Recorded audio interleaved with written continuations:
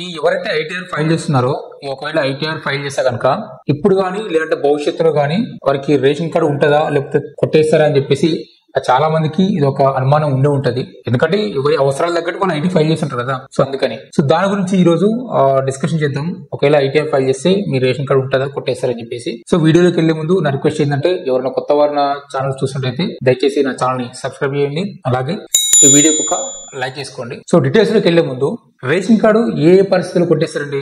For example ఇప్పుడు state తీసుకుందాం, Telangana state తీసుకుందాం. గ్రామీణ ప్రాంతాల్లో 1,50,000 అని చెప్పేసి, పట్టణ ప్రాంతాల్లో 2 లక్షల ఆదాయం లోపు ఉన్న వారికి అంటే దారిద్ర్య రేఖ అని ఒక డిసైడ్ చేశారు ఆ బార్డర్ ని, బిలో పవర్టీ లైన్ అనమాట. సో దాని కింద ఆదాయం ఉన్న వారికి ఫ్యామిలీ ఆదాయం, ఇండివిజువల్ ఆదాయం కాదు, టోటల్ ఫ్యామిలీ ఇన్కమ్ గ్రామాల్లో అయితే 1,50,000, పట్టణాల్లో అయితే 2 లక్షలు ఈ లోపు ఉంటే రేషన్ కార్డు ఇస్తాము అంటే వాళ్ళు బీపీఎల్ కుటుంబాలు, బిలో పవర్టీ లైన్ కుటుంబాల కింద రేషన్ కార్డు ఇష్యూ చేయడం జరుగుతుంది. ఇప్పుడు బీపీఎల్ కుటుంబాలు ఉన్నాయి అనుకుందాం, అంటే 1,50,000 ఒకటి 2 లక్షలు ఉన్న ఆదాయం వాళ్ళకి రేషన్ కార్డు ఉంది అనుకున్నాం. ఒకవేళ కనుక భవిష్యత్తులో అంటే ఫ్యూచర్ లో కానీ ఏ విధంగానైనా సరే ఎంక్వైరీ చేసినప్పుడు 1,50,000 కంటే ఆదాయం ఎక్కువ ఉందని తేలితే, లేదంటే పట్టణ ప్రాంతాల్లో 2 లక్షల కంటే ఆదాయం ఎక్కువ ఉందని తేలితే, ప్రూవ్ అయితే ఇమ్మీడియట్ గా రేషన్ కార్డు అనేది కొట్టేస్తారు. రేషన్ కార్డు కొట్టడం అంటే కొట్టేయరు అంటే రైసు ఇవ్వరిగా.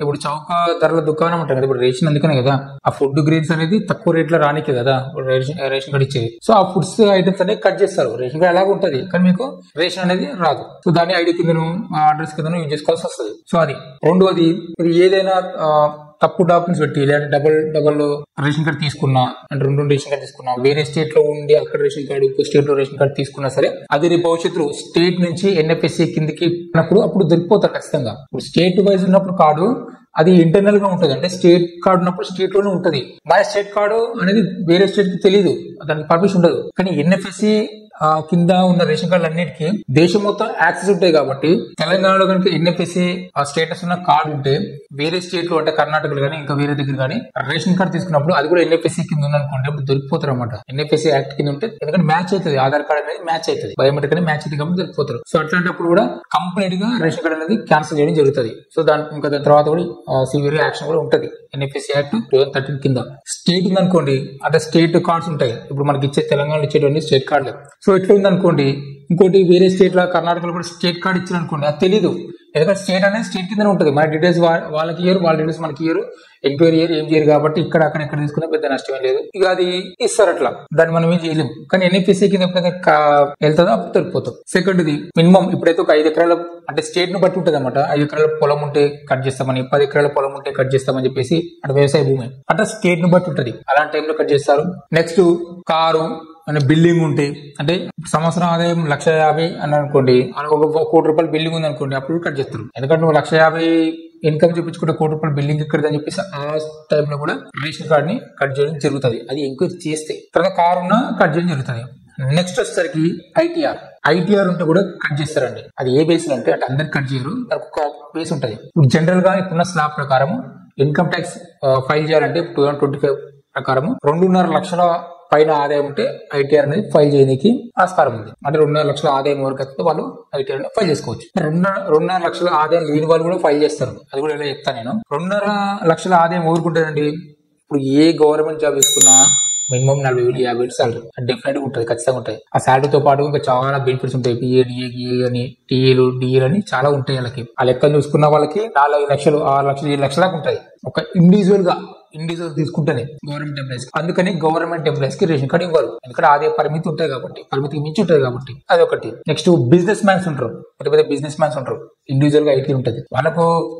వాళ్ళకి లక్షల్లో టర్న్ ఓవర్ ఉండొచ్చు, కానీ ఇన్కమ్ చూస్తారు, అంటే ఫైనల్ గా నెట్ ప్రాఫిట్ చూస్తారు అన్నమాట.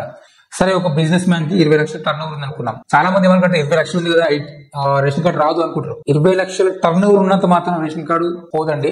20 లక్షలు నెట్ ప్రాఫిట్ చూస్తారనమాట. నీకు 20 లక్షలు బిజినెస్ చేసావు, నీకు ఎంత మిగిలింది? ఒకవేళ 20 లక్షలు బిజినెస్ చేసినప్పుడు ఆ పర్సన్ కి 1,50,000 మిగిలింది అనుకో నెట్ ప్రాఫిట్ ఇయర్లీ, అతనికి రేషన్ గా ఉంటుంది. నువ్వు 20 లక్షలు 30 లక్షలు 50 లక్షలు 1 కోటి రూపాయలు కూడా నువ్వు 1 కోటి రూపాయలు చేసినా సరే నీ ఆదాయం కనుక లీగల్ గా అఫీషియల్ గా 1,50,000 2 లక్షల లోపు ఉందనుకోండి, మీకు రేషన్ కార్డు ఎటు పోదు ఉంటది. ఓకే, అది చూస్తారు. ఒకవేళ కనుక ఇప్పుడు 10 లక్షలు 5 లక్షలు టర్న్ ఓవర్ చేస్తున్నారు, 3 లక్షల ప్రాఫిట్ ఉంది అనుకోండి, అప్పుడు కొట్టేస్తారు రేషన్ కార్డు. ఎందుకంటే ఆదాయానికి మించి ఉంటది. ఏ బేస్ లో ఎప్పుడు కొట్టేస్తారంటే ఫిజికల్ వెరిఫికేషన్ జరగాలి. అంటే ఫర్ ఎగ్జాంపుల్ నేను ఐటీ కడుతున్నా, నాకు ఒక 10 లక్షల టర్న్ ఓవర్ చూపిస్తున్నా, ఒక 5 lakhs ప్రాఫిట్ చూపిస్తున్నా, నాకు రేషన్ కార్డు ఉంది అనుకుందాం. ఇప్పుడు నా రేషన్ కార్డు కొట్టేస్తారా? కొట్టేయరు. నా దగ్గరికి వచ్చి నా ఎంక్వైరీ చేస్తేనే కొట్టేస్తారు. ఎందుకంటే ఈ పీడిఎస్ పబ్లిక్ డిస్ట్రిబ్యూషన్ సిస్టమ్ కి ఈ ఐటీఆర్ కి డిఫరెంట్ ఉంటుంది. అంటే వీళ్ళు కనెక్షన్ ఉండదు, వీళ్ళకి లింక్ అయినా ఉండదు. సో వీళ్ళ డేటా వాళ్ళకి ఇవ్వరు, వాళ్ళ డేటా వీళ్ళకి ఇవ్వరు. ఇది డిఫరెంట్, అది డిఫరెంట్. ఒకవేళ ప్రభుత్వం ఏదైనా ఒక ప్రత్యేకమైన పరిస్థితులు కానీ లేకపోతే ప్రభుత్వం ఆలోచించి అరే చూద్దాం ఈసారి ఎంక్వైరీ చేద్దాం పక్కాగా అని అనిపించినప్పుడు అప్పుడు వచ్చి ఎంక్వైరీ చేసి ఓకే మీకు ఆదాయానికి మించి ఉంది అని చెప్పినప్పుడు కట్ చేస్తారు. ఓకే, రీసెంట్ గా ఒడిశా కూడా జరిగింది.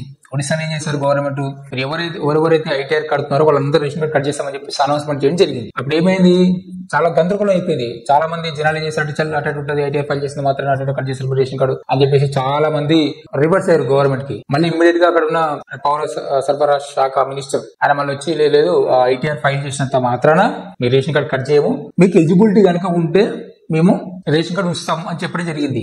కానీ ఆయన చెప్పిన మీనింగ్ లో, ఆయన చెప్పిన దాంట్లో ఒక చిన్న లాజిక్ కూడా ఉంది. సో ఇప్పుడు ఆయన చెప్పిందే కూడా మిగతా ఒడిశాలో కాదు, మిగతా స్టేట్ అంతా రాబోతుంది.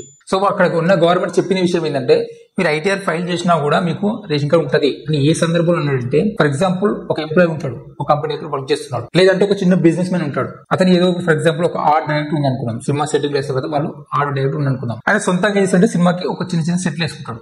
సినిమాకి ఇప్పుడు సెట్ అయ్యాలి కదా. ఫర్ ఎగ్జాంపుల్ గా ఇప్పుడు ఆ పర్సన్ ఏం చేస్తాడంటే ఒక పెద్ద కంపెనీకి సెట్టింగ్ చేయడానికి వెళ్తాడు, సెట్టింగ్ చేస్తాడు. సెట్టింగ్ చేసినందుకు కాంట్రాక్ట్ బేస్ మీద ఒక 20,000 వస్తాయి, ఆయనకి ఇస్తారు కాంట్రాక్ట్ బేస్ మీద. 20,000 ఇచ్చినప్పుడు 20,000 ఉత్తనే ఇస్తారా, దాంట్లో టీడీఎస్ కట్ చేసుకుంటారు. టీడీఎస్ అంటే ట్యాక్స్ డిడక్షన్ సోర్స్. టీడీఎస్ అంటే ఏంటంటే ఇప్పుడు గవర్నమెంట్ అడ్వాన్స్ గా కట్ చేసుకునే ట్యాక్స్. అది ఏం చెప్పాలంటే మన దేశంలో 60% అంటే 60% ఇన్కమ్ కేవలం టీడీఎస్ నుంచి వస్తుంది. మన దేశంలో ఇన్కమ్ జిఎస్టీ నుంచి వీటి నుంచి కాదు, కేవలం టీడీఎస్ నుంచి మన దేశానికి 60% ఆదాయం వస్తుంది. అడ్వాన్స్ అట్లనమాట. ఇప్పుడు 30,000 ఒక 20,000 కాంట్రాక్ట్ తీసుకున్నాను అనుకోండి, మామూలుగా స్లాబ్స్ ఎట్లా ఉంటాయండి 5% నుంచి 30% వరకు ఉంటాయి. ఇది డిపెండ్ ఆన్ బిజినెస్ బట్టి. ఒక 10% జనరల్ గా 10% టీడీఎస్ ఉంటుంది. 20,000 నాకు ఒక వర్క్ చేస్తే 20,000 ఇస్తారా? డిడక్టర్ అంటే ఎవరైతే మనకి వర్క్ ఇచ్చాడో ఆయన డిడక్టర్. టీడీఎస్ అంటే గవర్నమెంట్ డబ్బులు తీసుకుంటాడు, కట్ చేస్తాడు, కటింగ్ చేయబడతాడు, టీడీఎస్ తీసుకుంటాడు గవర్నమెంట్ అనమాట. 20,000 10% 2,000 కట్ చేపించుకొని 18,000 ఇస్తాడు. సో అట్లా ఇప్పుడు అది బిజినెస్ రెగ్యులర్ ఉంటుందా? ఉండదు కదా. ఆయన ఖర్చులు ఉంటాయి, అవి ఇవి అన్ని ఉంటాయి. అన్ని ఖర్చులు పోను ఒక సంవత్సరానికి ఒక 6 లక్షలు బిజినెస్ చేసి ఒక 1,50,000 2,50,000 కూడా కాదు 1,20,000 30,000 ఇన్కమ్ చూపించింది అనుకోండి. ఫర్ ఎగ్జాంపుల్ దాంట్లో ఏటీసీ అని ఎన్ఈడి అని ఇంకా లోన్స్ ఇంట్రెస్ట్ అవన్నీ కట్ చేయగా లాస్ట్ ఆయనకి ఒక 1,00,000 మిగిలిన అనుకోండి. అలాంటి వాళ్ళు ఏం చేస్తారు తెలుసా, మరి టీడీఎస్ 2,000 తీసుకున్నారు కదా, ఎందుకు తీసుకున్న గవర్నమెంట్, నాకు అంత ఇన్కమ్ లేదు కదా. సో అలాంటప్పుడు ఏం చేస్తారంటే వాళ్ళు ఆ టీడీఎస్ అమౌంట్ కనుక కావాలనుకుంటే మీరు ఐటీఆర్ ఫైల్ చేయమంటారు గవర్నమెంట్. ఎవరినైతే ఎంప్లాయీస్ కానీ బిజినెస్ పర్సన్స్ కానీ ఎవరిని కానీ. సో అలాంటి వారు ఏం చేస్తారు, టీడీఎస్ రిఫండ్ కోసం ఐటీఆర్ ఫైల్ చేస్తారు, అంతే కదా. మరి ఐటీఆర్ ఫైల్ చేసినంత మాత్రాన రేషన్ కార్డ్ కట్ అవుతుందా? యాక్చువల్గా ఇన్కమ్ ఎంత తక్కువ కదా. కానీ ఆయన ఐటీఆర్ ఎందుకు ఫైల్ చేస్తున్నాడు, టీడీఎస్ కోసం ఫైల్ చేస్తున్నాడు. సో అలాంటి వారు ఎవరైనా ఉంటే అట్లాంటి రేషన్ కార్డు పోవు. అంటే ఆయనకి పెద్ద ఇన్కమ్ లేదు, ఆయన గవర్నమెంట్ తీసుకున్న అడ్వాన్స్ టాక్స్ కోసం ఐటీ ఫైల్ చేస్తున్నాడు. మరి ఐటీ ఎందుకు ఫైల్ చేయాలంటే చూడండి నా ఇన్కమ్ ఇంత, నా ఖర్చు ఇంత, నాది ఇంత, నేను బిలో పావర్టీని చెందినవాడిని, నా ఆదాయం చూడని చెప్పేసి మన గవర్నమెంట్ కి ఒక ఐటీ కట్టి చూపిస్తాం అనమాట. నా ఇన్కమ్ ఇంతనే, మీరు అడ్వాన్స్ నా దగ్గర నుంచి ట్యాక్స్ తీసుకున్నారు, నా ట్యాక్స్ నాకు ఇచ్చేయండి అని చెప్పేసి మనం గవర్నమెంట్ కి ఒక ఆఫీసర్ గా చూపిస్తాం అనమాట మన యొక్క ఫైనాన్షియల్ స్టేటస్. అదే ఐటీఆర్. దాంట్లో మనకి ఏంటంటే గవర్నమెంట్ చూసి హోయాకి ఇంకా ఇంత తక్కువ ఉంది, సో ట్యాక్స్ లేదు అవసరం లేదు అని చెప్పేసి ట్యాక్స్ ఉండదు కాబట్టి కట్ చేసుకున్న ట్యాక్స్ రిఫండ్ చేసేస్తుంది. బిజినెస్ మ్యాన్ అనుకోండి, ఇప్పుడు స్లాబ్స్ ఉంటాయి, 3 lakhs ఏవో ఏముంది ట్యాక్స్, 3 lakhs అంటే ఏవో ఉందనుకోండి ఇన్కమ్, ఆయనకు 5% ట్యాక్స్ ఉంటుంది. ఆ టీడీఎస్ కట్ చేసుకున్నాడు అనుకోండి, ఆ టీడీఎస్ లో 5% ట్యాక్స్ కట్ చేసుకుని మీతో ఇస్తారు. అట్లా ఆ బేస్ లో 3 lakhs కానీ 5 lakhs 10 lakhs అట్లా స్లాబ్స్ ఉంటాయి. Income tax department, income tax సంబంధించి అది పెద్ద స్టోరీ ప్రాజెక్ట్ అనేది అది. సో అలాంటి వాళ్ళందరూ ఐటీ ఫైల్ చేస్తారు. ఎంప్లాయీస్ ఫైల్ చేస్తారు, అంటే ప్రైవేట్ ఎంప్లాయీస్ కూడా టీడీఎస్ కట్ అవుతుంది. సో వాళ్ళు కూడా కట్ చేసుకుంటారు, వాళ్ళు కూడా ఐటీ ఫైల్ చేస్తుంటారు. అంటే వాళ్ళ ఆదాయానికి మించి చూపించలేరు వాళ్ళు. సో వాళ్ళు ఏంటంటే మెయిన్ పర్పస్ గా టీడీఎస్ కోసం కట్ చేసుకుంటారు, టీడీఎస్ కోసం ఐటీ ఫైల్ చేస్తారు. అలాంటి వాళ్ళ రేషన్ కార్డులు పోవు. ఇంకొకటి లోన్ల కోసం వెళ్తారు. అయితే ఇది ఒక చిన్న లాజిక్. ఇది ఇప్పుడు ఏంటంటే లోన్స్ కోసం వెళ్ళే వాళ్ళ పరిస్థితి ఏంటంటే, ఇప్పుడు ఒక 10 లక్షలు లోన్ కావాలి, ఒక ఇల్లు ప్రాపర్టీ పెడుతున్నాడు. 10 లక్షలు లోన్ కావాలంటే ఇది ఒక 7 సంవత్సరాలకి టెన్యూర్ పెట్టుకుందాం. 7 సంవత్సరాలకి 10 లక్షల కంటే 25,000 కట్టాలి.